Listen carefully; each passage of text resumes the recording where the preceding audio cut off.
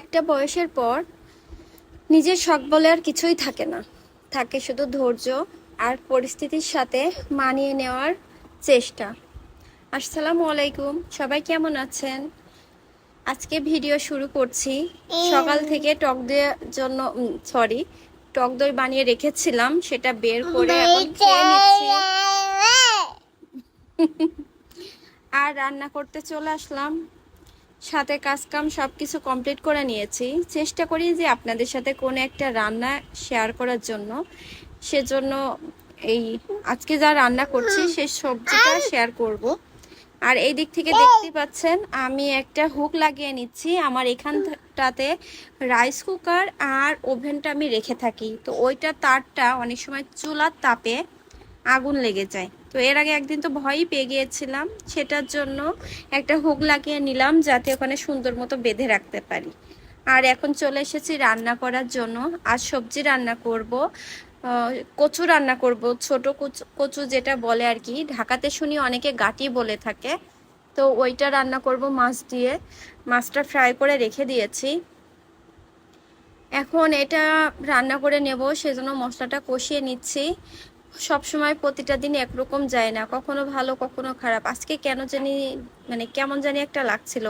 সবকিছু মিলিয়ে মনে হচ্ছে আসলে অনেক বড় হয়ে গিয়েছি, শুধুমাত্র যুদ্ধ সংগ্রাম করে বেঁচে থাকার নাম হয়ে গিয়েছে এখন, এরকমই লাগে আর কি।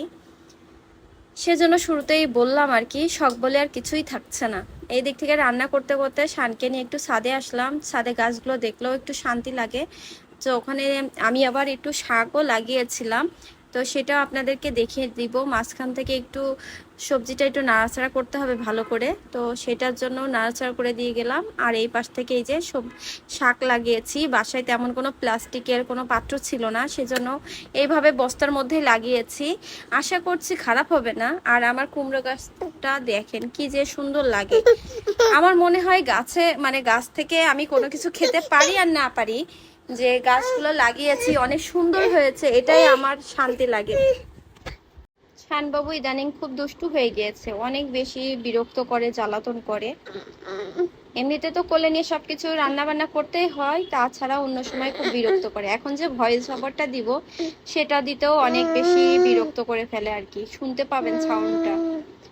এখন যাই হোক, রান্না বান্না কমপ্লিট করে নিয়েছি। রান্না বান্না কমপ্লিট হয়ে গিয়েছে। আমি চেষ্টা করি প্রতিদিনে যা রান্না করি সেখান থেকে একটা অন্তত রান্না আপনাদের সাথে শেয়ার করার জন্য। বাকিগুলো শেয়ার করা হয় না কেন জানি, চেষ্টা করব আর কি। তো আর একবার ছাদে চলে আসলাম, ছাদে গাছগুলো দেখলে ভালোই লাগে।